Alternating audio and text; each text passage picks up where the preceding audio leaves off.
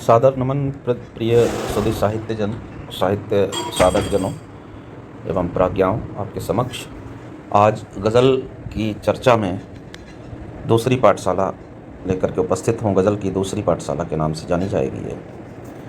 इसमें हालांकि बहुत सारे शुद्ध साहित्यकार जनों को सभी को पता होगा, तकरीबन बहुत मैक्सिमम लोगों को वज़न या भार क्या है, लेकिन फिर भी कुछ नवांकुरों के लिए मैं वीडियो बना रहा हूँ बेसिक गज़ल सीखने का।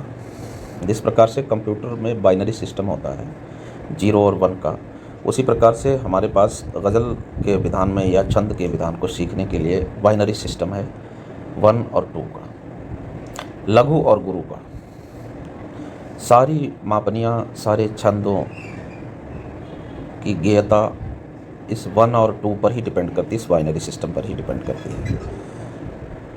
2 प्रकार की ध्वनियाँ होती हैं गायन में, छंदों में, गज़लों में या जिसमें लिखने में 2 प्रकार की ध्वनियाँ होती हैं। एक लघु ध्वनि होती है और एक गुरु ध्वनि होती है। जैसे अ लघु ध्वनि है और आ गुरु ध्वनि है, ये दोनों स्वर हैं।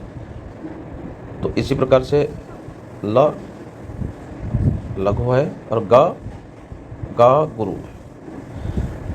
अब और भी गहराई में जाकर के बताना चाहूँगा कि जिस वर्ण को या जिस अक्षर के समूह को बोलने में जितना समय लगता है, उसके अनुसार ये डिसाइड होता है कि वो लघु है या गुरु है। किसी लघु अक्षर को, लघु वर्ण को ही अगर हम उच्चारण करेंगे तो कम समय लगेगा, लेकिन जिस वर्ण को उच्चारण करने में ज़्यादा समय लगता है उसको गुरु वर्ण कहते हैं।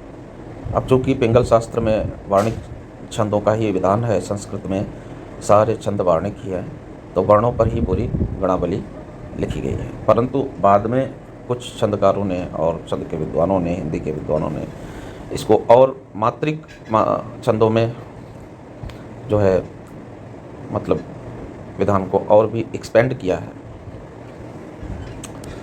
तो मात्रिक छंदों में 1-1 को भी 2 मान लिया जाता है। उसी प्रकार से गज़ल में भी, उर्दू विधान में भी 1-1 को भी 2 मान लिया। अगर 2 वर्ण लघु वर्ण एक साथ लिखे हैं तो उसको 2 मात्रा मान लिया जाता है, क्योंकि हम उस शब्द को इकट्ठा ही उच्चारण करते हैं।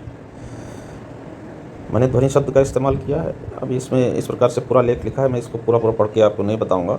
तो मैं चर्चा कर रहा था कि आप चाहें तो इसको पढ़ सकते हैं, वीडियो में दिखाई भी देगा आपको। जब हम उच्चारण किसी भी शब्द का करते हैं, जैसे शब्द है सब, तो हम सब ऐसे तो उच्चारण करते नहीं, सब करते सब। अब सब को उच्चारण करने में गुरु वर्ण के जितना ही समय लगता है, इसलिए गज़ल विधान में, उर्दू विधान में, उर्दू अरूज में 2 लघु को और मात्रिक छंद विधान में भी 2 लघु को 1 गुरु का दर्जा दे दिया जाता है। ठीक है, अब हम बात करते हैं खुल करके गज़ल पर कि गज़ल में कैसे वज़न निकाला जाता है। तो आपको पता चल गया, 2 लघु को भी गज़ल में गुरु माना जाता है अगर दोनों लघु इकट्ठे लिखे हैं। अगर 3 लघु इकट्ठे लिखे हैं तो गज़ल में या उर्दू विधान में पहले लघु और फिर, अब आपको एक मूल बात बता देता हूँ, गज़ल में कैसे उच्चारण किया जाता है उस शब्द को, उस पर डिपेंड करता है उसका मात्रावार। जैसे सनम, वतन, चमन, गवन, अदा, वफा, दिखा, सुना इत्यादि, ये जैसे हम पढ़ते हैं, इनको हम पढ़ते समय जैसे हमारे उच्चारण होता है। सनम, सा को अलग हम उच्चारण कर रहे हैं, लेकिन नम को एक साथ कर रहे। देखो सनम, कोई सनम सनम सनम ऐसे तो करता नहीं उच्चारण। सनम, तो स 1 है और नम दोनों लघु मिला करके गुरु, तो सनम का वजन या मात्रा भार 1-2 हो जाएगा। इसी प्रकार वतन है, चमन है, गवन है, अदा है, अदा में भी 1-2, वफा, दिखा, सुना इत्यादि, इन सभी में 1-2 है। अब देखिए यहाँ बताया भी गया है, आप देखिए कलम लिखा हुआ, कलम क को अलग उच्चारण करते हैं और लम को एक साथ ही करते हैं, कलम ऐसे तो हम बोलते हैं, है ना। तो इसलिए कलम में 1-2 मात्रा भार है, सनम में 1-2 मात्रा भार है, वतन में 1-2 मात्रा भार है ना। देखो व प्लस तन, वतन, तो तन को 2 माना जाएगा, क्योंकि उर्दू विधान में 2 लघु इकट्ठे अगर लिखे तो उसको गुरु मान लिया जाता है। और वार्णिक रूप से गज़ल को नहीं लिखा जाता है, गज़ल को मात्रिक रूप से ही लिखा जाता है। ठीक है, तो अब चूँकि मात्रा भार निकालने के बारे में चर्चा चल रही है, वज़न के बारे में, वज़न के बारे में चर्चा चल रही है, चमन उच्चा को अलग लिखा, ये मैं बोलकर पहले ही बता चुका हूँ, इन्होंने प्लस माइनस करके बताया हुआ है, देखिए इसी प्रकार से। अच्छा, ऊपर के सभी उदाहरणों में हमने प्लस का चिन्ह से पहले के अक्षरों को पढ़ते समय या बोलते समय, फिर प्लस के बाद चिन्ह के बाद के अक्षरों को बोलते समय एक साथ पढ़ते हैं। अर्थात हम कलम को कलम पढ़ते हैं, ना कि कलम नहीं पढ़ते हैं ना। उसी तरह से सनम को हम सनम पढ़ते हैं, ना कि सन्म, जो कि मैं पहले प्रोनाउंसिएशन आपको उच्चारण करके पहले बता चुका हूँ। इसी प्रकार से बाकी सारे। अब यदि हम ध्यान दें तो पाएंगे कि कलम में क की ध्वनि से लम की ध्वनि बड़ी है। आप ध्यान देकर देखिए, क लम, तो क की ध्वनि छोटी है यानी लघु है, और लम की ध्वनि बड़ी है, इसलिए इसी प्रकार सनम में है, इसी प्रकार विवरण करके पूरा विस्तृत रूप से इसमें बताया है। तो इसी तरह से आप समझ सकते हैं कि इन ध्वनियों को यदि हम 1 एवं 2 में नामांकित करें तो उपर्युक्त सभी शब्दों के वजन को हम नीचे लिखे हुए हिसाब से दिखाएंगे। देखिए किस प्रकार से लिख सकते हैं, वही पूरी तौर से एक एक चीज़ विस्तृत रूप से इसमें समझाई गई है आपको। तो कलम को 1 2 यानी लघु गुरु हम गिनेंगे। इसी प्रकार से सनम को, वतन को, चमन को, गबन को, अदा को। बहुत लंबा वीडियो हो जाएगा, इसलिए मैं शॉर्ट में आपको बताते चलता हूँ, आप देख सकते हैं, बात समझ में तो आ ही गई होगी, ठीक है। अर्थात कलम, सनम, वतन, चमन, गबन, अदा, वफा, दिखा, सुना इत्यादि सभी शब्दों का वजन 1 2 है। 1 2 का अर्थ 12 नहीं है, बल्कि 1 और 2 यानी पहले एक लघु और फिर बाद में एक दीर्घ, ठीक है। अब इतना विस्तृत रूप से और समझा दिया गया है, तो इससे गहराई में जा करके तो क्या बताया ही जा सकता है। फिर तो आप कॉल करके ही पूछ लें तो उसमें डिस्क्राइब कर देंगे, है ना। जिस किसी को कोई संदेह होता है वीडियो में कहीं पर भी, तो वो कमेंट के माध्यम से पूछ सकता है। अगर आवश्यकता पड़ती है तो कॉल भी कर सकता है। मेरे नंबर्स जो हैं समूहों पे, कई व्हाट्सएप समूह में हर जगह डिस्ट्रीब्यूटेड है, हर जगह जहाँ जहाँ मैं जुड़ा हूँ, जो लोग मेरे से संपर्क में हैं, और नहीं तो यूट्यूब पर भी कमेंट के माध्यम से मेरा मोबाइल नंबर मांग सकते हैं, मैं वहाँ भी उपस्थित रहूँगा। और वैसे कमेंट के माध्यम से तो उपस्थित हुई।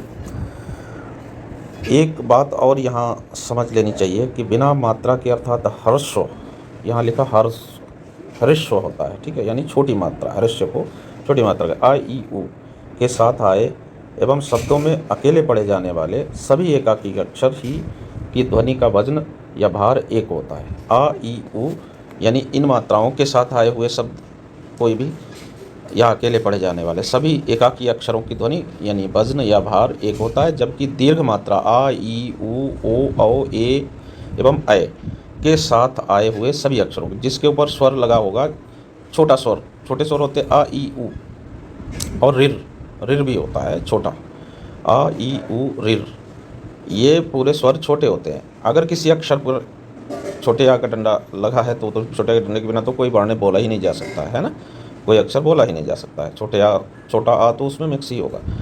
ई, छोटी ई की भी मात्रा लगी है अगर किसी अक्षर में तो भी वो लघु ही गिना जाएगा, छोटे ओ की मात्रा है तो भी वो लघु ही गिना जाएगा। और अगर रिर की मात्रा भी लगी हुई है जो कि रा के जैसी होती है, लेकिन रा सीधा नीचे डंडा होता है, लेकिन रिर को ऐसे थोड़ा घुमा करके लगाया जाता है। यू के जैसे इंग्लिश का यू होता है, वैसे किसी अक्षर के नीचे यू टाइप का जब लगा होगा तो उसको रिर बोलते हैं ना। तो ये जो छोटे स्वर हैं ये किसी भी अक्षर पर अगर चढ़े होंगे तो वो लघु ही गिना जाएगा वो अक्षर, ठीक है।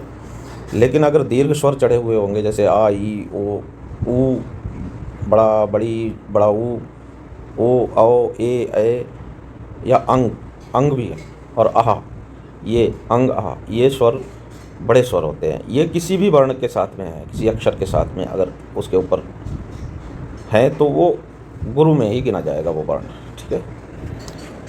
कहने का मतलब इस बात का अर्थ ये है, ठीक है। आइए एक अभ्यास, अब यहाँ तक वज़न का जो है पूरा अपना चैप्टर जो है समाप्त होता है। अगले वीडियो में आपको रब्त के बारे में बताया जाएगा। अब पहले आपको इस चीज़ से वाकिफ़ करा दिया गया कि किस प्रकार से मात्राओं की गणना की जाती है गज़ल में। फिर उर्दू फारसी के शब्द हैं कुछ एक, उन पर भी मैं वीडियो बनाऊंगा जो इस्तेमाल करने से गज़लों का सौंदर्य बढ़ जाता है ना। वैसे उर्दू तो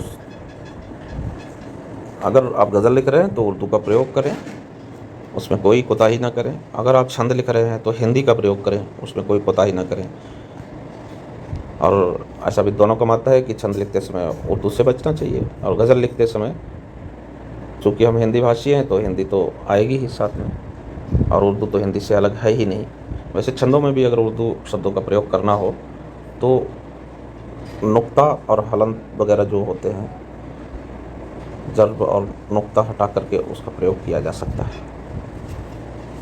नुक्ता हटाकर किसी भी उर्दू के शब्द को भी छंद में प्रयोग किया जा सकता है, और हिंदी के शब्दों को भी गज़लों में प्रयोग किया ही जाता है, क्योंकि बिना हिंदी शब्दों के इतना बहुत ज़्यादा क्लिष्ट उर्दू भी नहीं लिखती है, बहुत ज़्यादा क्लिष्ट हिंदी भी नहीं लिखती हैं। कुल मिलाकर के लेखन ऐसा होना चाहिए जो सुनने वाले के, आम जनता के, आम जनमानस की समझ में आए। जैसे बाबा गोस्वामी तुलसीदास जी द्वारा लिखी गई रामचरितमानस है, जो आज जन जन के मानस में व्याप्त है, आम आदमी उसको पढ़ सकता है, समझ सकता है। बड़ी सरल भाषा में उन्होंने लिखी है, इसलिए ही रामचरितमानस आज पूजनीय है। और विश्व में सबसे अधिक आदर के साथ में अगर किसी ग्रंथ को पढ़ा और समझा और सुना जाता होगा तो वो रामचरितमानस है। अतः मैं अपने इस वक्तव्य को यहीं विराम देता हूँ। बहुत ज़्यादा बातें हो गई, वीडियो लंबा हो जाने की वजह से अब आपसे विदा लेता हूँ। अगले वीडियो में पुनः मिलेंगे गज़ल की तीसरी पाठशाला में, जिसमें उदाहरण सहित किस प्रकार से गज़ल लिखते हैं उसके बारे में बताया जाएगा, और रब्त के बारे में भी बताया जाएगा। सादर नमन। जय पंच का पुष्प, जय